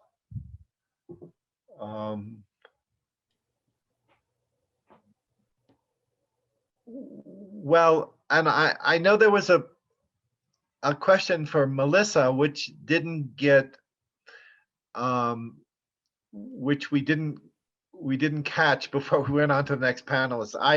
I can't seem to find that question now. Can I think the question was that were there possibilities for in the context of COVID for workers to be able to bargain better working conditions? Oh, okay, thank you. Melissa, do you want to? Yeah, I had sent a note directly, but along the lines, I think there's opportunities during COVID in the sense that things are exploding and being exposed. And so with poor working conditions being exposed, that can for sure give an opportunity to advocate. But I also think COVID is a really tough moment as well because things are quite restricted. And so we are seeing examples of fish unions being formed. A second union for fish workers just got formed in Taiwan, which is very positive. We see examples of fish workers connecting with seafarer support organizations and really advocating for their rights, which is also very positive. But I think longer term, this has to be put on the agenda of improving working conditions, somewhat along the lines of some of what Peter was also talking about. Yeah, so I could just mention too that we have somebody who's talking to fish workers right now in Thailand off and on, and they have definitely reported that worker shortages have made it possible for workers to negotiate better wages and working conditions in general. So there is some of that, but it's very mixed because there's also a lot of issues around when your visa runs out, you drop out of status, for example. And of course, for the distance water fisheries, there's all the workers who find themselves abandoned in various parts of the world, unable to get home. There's been a really interesting trend from what we can see among seafarer support organizations where they are strengthening their international networks in order to better help those workers who were stranded. I think that's also a very kind of positive thing to come out of this COVID situation. Sorry, can I just interrupt? I really need to go. I need to go and teach now, but thank you very, very much. And if there's any follow-up from this, I'd love to, if you kept me in the loop. Well, thank you so much, Fiona. Thank you. Yes. Okay, bye. Well, I have a question. I mean, technically we're supposed to end at 6 o'clock in Mexico time, but we can go on further if there are questions. I do have a question that we were talking a lot about Taiwan and the United States and migrant workers in those vessels as well as Thailand. Nobody said anything about the mainland China or, well, I think Korea was mentioned, or Japan fishing industries. Do we find the same pattern there of migrant workers working on their fishes, or are they more likely to stick to their own citizens for their fishing industry? Answer? Korea definitely, as far as I know, they're recruiting a lot of migrant workers. China, it's less clear. It's very difficult to do research on what's happening with China. They have a huge fleet, bigger than Taiwan. that is causing a lot of trouble in different parts of the world. They're kind of the elephant in the room. They are definitely hiring some migrant workers because there's been some cases of scandals in Indonesia of migrant workers being treated really badly and some dying that have become scandals. I'm not clear on just how much their labor force is migrant workers or not. Wendy might actually even have something to say to that because she's been looking at the Indonesian recruiting agencies, and she can say something about how often she sees China on those lists of countries they're sending workers to. Wendy, did you want to say something about that? Hi. Well, I have seen China flag vessels mentioned a lot. It is another, or is the most common flag vessels sail under. And well, usually workers from Indonesia are hired for these vessels. And I have also checked on some comparisons of the salaries workers, fishermen get. And there is a difference for workers if they work on China flag vessels than if they work on Taiwanese flag vessels. But so far, it is the only thing I have to say now. Okay, thank you. There's some more questions in the question and answer. This is Jorge Nieto. I would be grateful if the panelists would tell us a little more of the people on the winning side of fishermen exploitation. Where does the capital for the fish ships and hiring workers come from? Are ships usually handed over generations? Or is there an important group of newcomers? Who captures most of the value of fish meat in the consumer market? Ship owners, canneries, logistics, retail. How well are ship owners organized? How often do ships operate in international waters or transnationally? How different is sea fishing from freshwater fisheries? That's quite a bit. If you can read it, it might be good for you. It's in the question at Q&A section. I could answer a couple of those questions from the Hawaiian industry, at least. Yeah. So mostly on vessel ownership.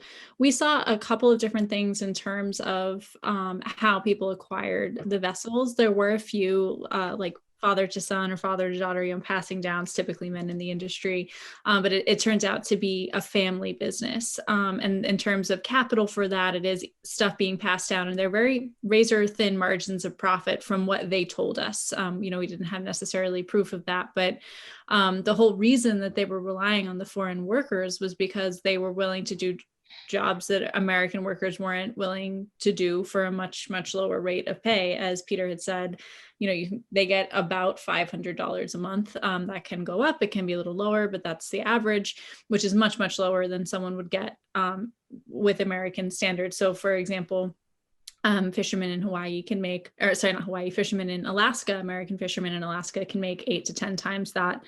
Very frequently, that's about their base pay. So that's really the driving force behind it. So I guess the vessel owners would be who's benefiting from any potential exploitation of these fishermen and their very low wages.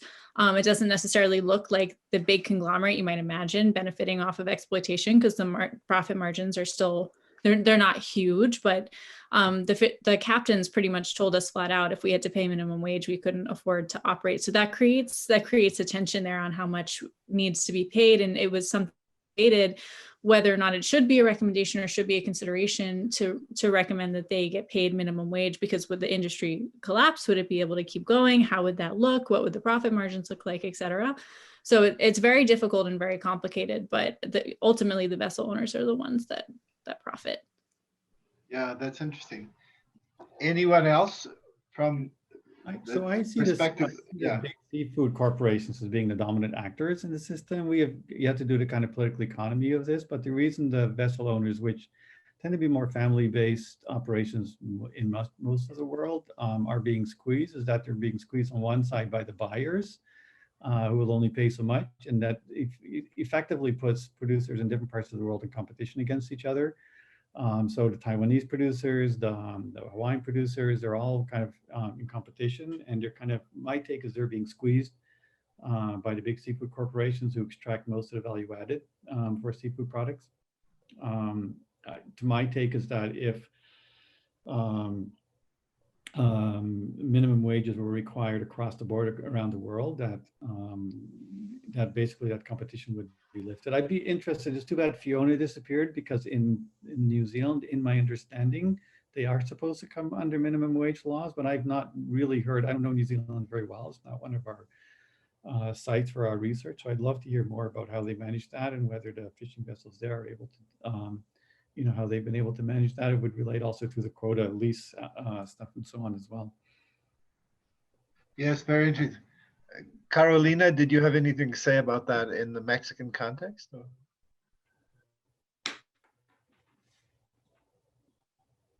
Let me read the question. So, okay, that's a lot of questions. Yeah. Yeah, here is this is also interesting here in Mexico, because I construct the intergenerational court, but also I find that it's also an intergenerational for kinship. Yeah, and this is very important, because the fathers of the captains or the uncles were also fishermen.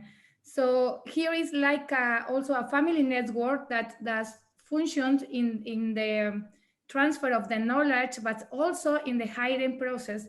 And with and during cooperative times, this was organizations with different fishermen's families. And now it's a more individual, and that is a problem, because yeah, the work is very is precarious, but is the best opportunity that they have in the local labor market. So the opportunity that they have in land are worst. So that's and I think it's very interesting when I hear other contexts, because we have here very regulations, and the government don't call this like is leverage job. Yeah, is normal. That's also the problem. And the small fishing has been regularly steered with cooperatives, but the industrial fishing workers don't have an organization now. So this is the difficult, and that's why I was asking what have been the condition in Taiwan or in other contexts that allow to generate an organization or a union. Because here in the 90s, they try to make a union or organization, but another problem is the corruption inside the cooperative. So this romantic idea about a cooperative, that the best organization and all the members are together and the trust and confidence is here in Mexico was not like that. So I didn't, yeah, that's why I'm asking about the other conditions that allow this kind of actions. Okay, well, we have another question, Q&A, but because you've raised that again, let's, that was one of the questions in the chat that Carolina is asking. What have been the conditions that have allowed some workers to organize while others have not? And the question is for Peter and Melissa. So, maybe I'll take a first shot, and Peter, you can expand. You know, I think what you're saying, my earlier life was all about CBNRM, or community-based resource management. So a lot of work on community management and cooperatives in Vietnam. And so it's interesting for me now to think about unions for fish workers. In some places, unions are simply not allowed. And so migrants cannot join local fish unions. And so that's highly problematic and a piece that has to change. Even in Canada, it's province by province as to whether fish workers can unionize. So there's strong disincentive from the industry. They're not necessarily wanting fish workers to unionize, and yet that is really important. I think it does depend on the context. In some places like Taiwan, it's the beginnings. In other places, there might not be a formalized union, but there's a fight for it, or you see collective action emerging when fish workers feel that they can push back against captains, for example. So it's a form of collective action, even if it's not formalized. I think this is happening more and more, partly because fish workers all have mobile phones and can actually, which can serve witness to labor abuse. Good point. And Thailand has done a decent job of cleaning up the worst end of its fishery and should be commended for that piece. And so fish workers feel more confident to have that fight. But it's still, I don't want to suggest that, you know, the union in Taiwan is the answer. It's also the inshore fishery where workers are able to spend more time at port with worker organizations. It's much easier than for those workers that are out at sea, where I almost think it's one-off cries for help, where the migrant worker organizations that can then come in to help around particularly horrible, you know, situations of workers being stranded, for example, during COVID. So those are one-off situations as opposed to more systematic organizing. Yeah, and I should add that, you know, we put up these slides about unions in Taiwan, but they're not really unions. They're more port-based associations. They're not engaged in collective bargaining and all the kind of traditional things that unions do. They can't really.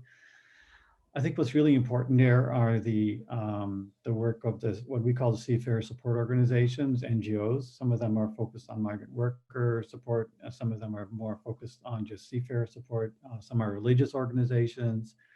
They've been very involved in places like Taiwan politically as well, lobbying the government around specific issues to help fish workers.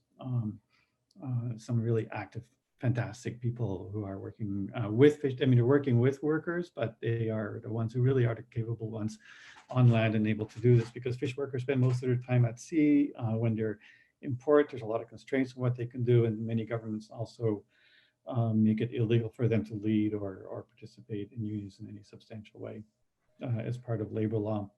And migration law also makes it very difficult, because they tend to be there through their employer, and they're completely dependent on their employer because of that. If they lose their job, if they lose their status with their employer, then they lose their jobs, they have to go home, or they simply become non-status people.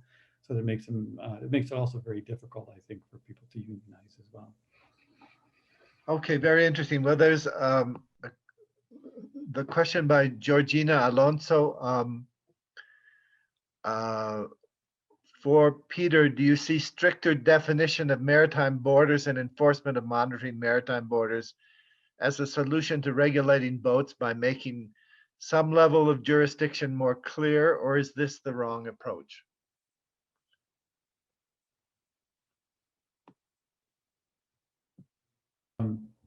I'm not really clear on the question. I think the kind of the parceling out of the sea into these zones is fairly clear, like the EEZ, the national waters, the high sea fisheries. And also the idea that historically that you know the laws that apply are the laws of the flagship. Right? This has been historical, has come on, you know, for, you know, many centuries that way. I think what you're starting to see where there's interest is leveraging rights to resources in the sea to try to and to be able to allocate those rights in order to try to improve working conditions in some situations, like New Zealand and the FFA. And I think also people are looking at more port state inspections, and then also making a requirement, for example, that in distance water fisheries, one of Greenpeace's asks is that every distance water fish vessel be required to go to port at least once every 3 months.